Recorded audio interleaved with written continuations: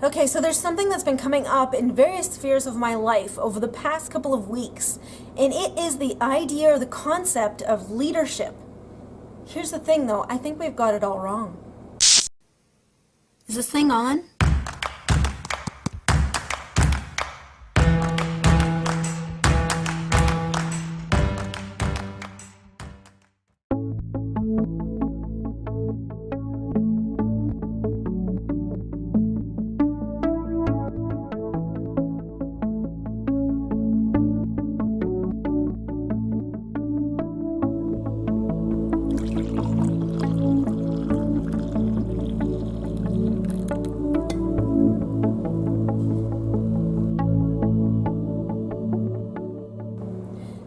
So the idea of leading, the definition of leading, to lead, means to actually direct or command a group. The official definition is the person who leads or commands a group, organization, or country, or any other group of people. The verb to lead is very active. It requires action on behalf of the leader in directing a group of followers. Really, you can't have a leader without his followers or her followers. They go hand in hand, right? You know, in the public school, we have leadership training for the kids. And what that ends up being is a group of kids that take leadership training, that maybe they go to leadership camp in the summer. It's a big deal. And then they end up doing the green program, the recycling program, or they end up organizing assemblies, or they end up, being kindy helpers or something like that. And in other spheres too, maybe at your church or at your social club or at work or wherever, the idea of leadership, the term leadership, is tossed around quite a bit. But what do those leaders end up actually doing? Quite often, they're the ones who just end up getting stuff done, when really a leader is supposed to have a group of followers that get stuff done on their behalf. A leader is the one to inspire and to encourage and to spur others on to actually accomplish the purpose, because a leader knows that he can only or she can only do so much with 24 hours in a day, but if they multiply themselves, they can multiply that 24 hours exponentially by having other people take on various parts of that task. So that leader, his or her job is not to do the job itself. His or her job is to inspire others to do the job on their behalf.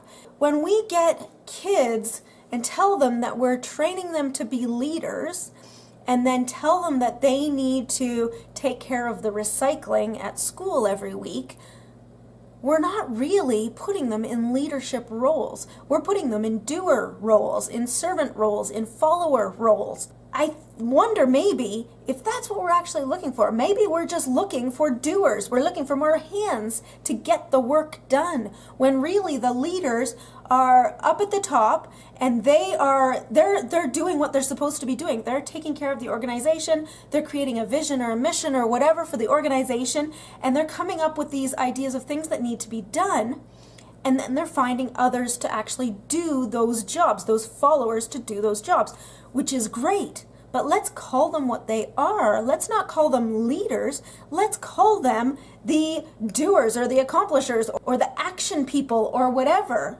But don't call them leaders when they're actually doers. When we say that we're looking for leaders for a certain task, the people who naturally are leaders, who feel that desire to lead and to have others follow them, will naturally gravitate towards that. The people that aren't naturally leaders, the ones that prefer to be the doers, prefer to be the followers, are not going to respond to that. So then when the leaders respond to that, they're going to be sorely disappointed when they discover that the job that they've been given is not actually a leadership role, it's a doer role. Meanwhile, the doers who would be quite happy to step into that role are not even jumping up to take that opportunity. They're not even offering to take that opportunity because they say, I'm not a leader, there's no way I'm going to fit in that role. When really, that should be swapped. Why not offer tasks as opposed to leadership roles, and give job descriptions for people that can accomplish the purpose that is set out by the real leaders, the ones that are actually setting the vision and mission and who are passing that vision down. And it's really discouraging to me as a non-leader when a call is put out for leaders or for kids to take on leadership roles, and my non-leader kids say, I'm not a leader, I'm not going to take that role, when really what the actual job involved is a doer kind of role, and they would be quite happy to do that role.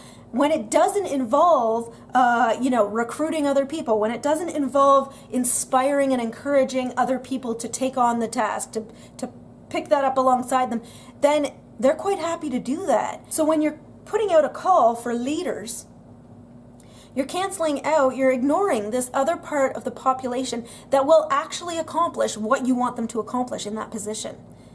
And so I think we really do ourselves a disservice when we say that we're going to offer leadership roles or offer leadership training or create a leadership group, when what we're really doing is creating a volunteer pool. So one of the great ways to tell if a leader is leading is to check out the followers behind them. If there's nobody following them, then they're not leading. So I wonder how many times we get the word leadership mixed up with the word managing. So I used to run a daycare. Quite often I would lead my daycare kids to the playground or to the arena. So we would go together in an organized fashion to wherever our destination was. I would lead them to that destination, and I would show them how to walk properly and how to not run out into the street. And I would encourage them when they were getting tired and say, just a few more steps, we can do this, we're going to get there, and it's going to be great, and we're going to play on the slides and on the swings, and we're going to have so much fun.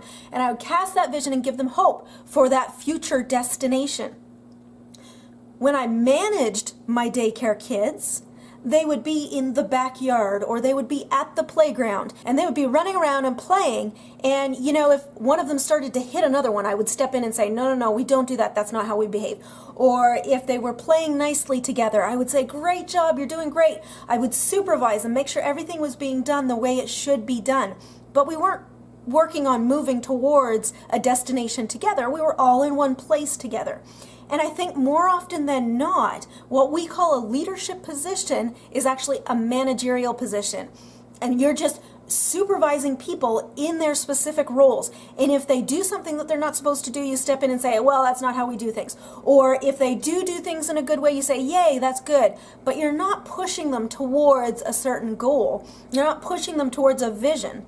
You may reiterate what somebody else says higher up the chain, but you're not really responsible for pushing them on towards that vision or that goal.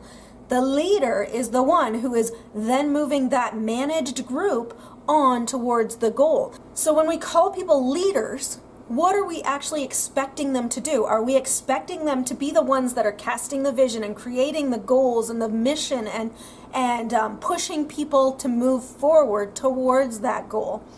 Or are we expecting what we call leaders to simply supervise and schedule and create routines and do the basic day-to-day type things that are needed to effectively manage a group of people? When we figure that out, I think we'll be able to more effectively fill those roles, because then we won't have a mixed up idea of what type of person we're looking for, and we won't have a confusing idea of what's actually involved in that job description for the person who's coming in to fill it.